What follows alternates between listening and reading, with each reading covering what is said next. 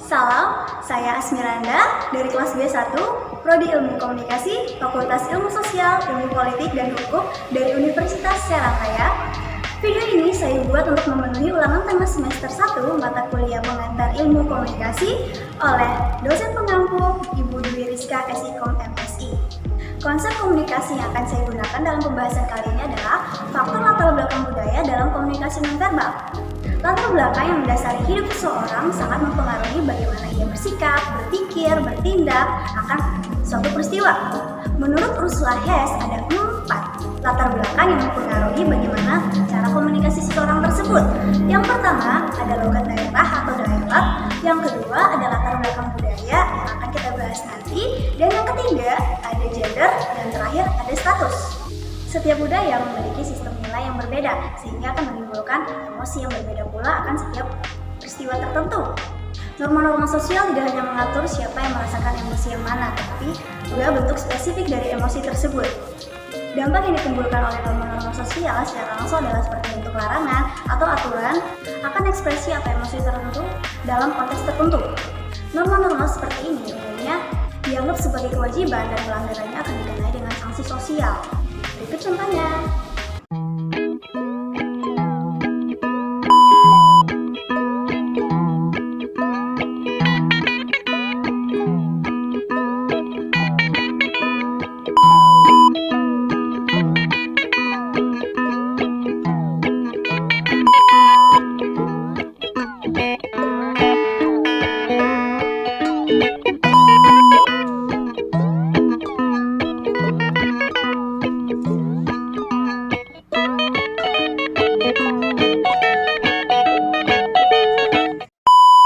Kebanyakan budaya barat menganggap bahwa bertatapan mata atau kontak mata dengan lawan bicara itu menunjukkan sebuah kepercayaan, kejujuran, kepercayaan diri, perhatian, dan kejujuran.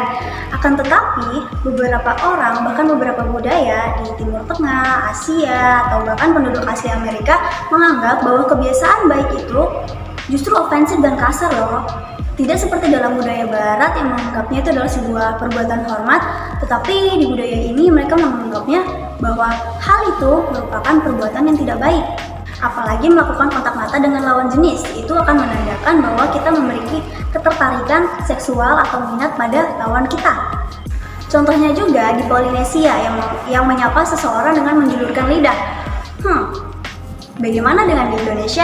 Agak aneh bukan kalau misalnya ada teman yang menyapa kita dengan menjulurkan lidahnya kayak sepertinya dia sedang meledek kita, bukan? Itu adalah akibat dari perbedaan budaya antara kita orang Indonesia dan mereka orang Polinesia. Lalu duduk dengan menyilangkan kaki. Di sebagian negara seperti Ghana dan Turki menganggap bahwa menyilangkan kaki saat duduk itu tandanya sangat ofensif, sangat kasar.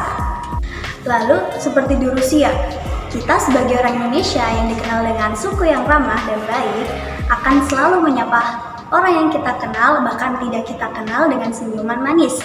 Akan tetapi di Rusia hal itu berbeda. Justru senyum itu dianggap sebagai sebuah kebodohan. Kenapa ya? Faktanya orang Rusia mempercayai bahwa tersenyum harus dengan alasan yang jelas dan baik. Kalau misalnya tersenyum tidak jelas, apalagi kepada orang asing, sepertinya dia patut dipertanyakan oleh orang Rusia. Sekian dan terima kasih.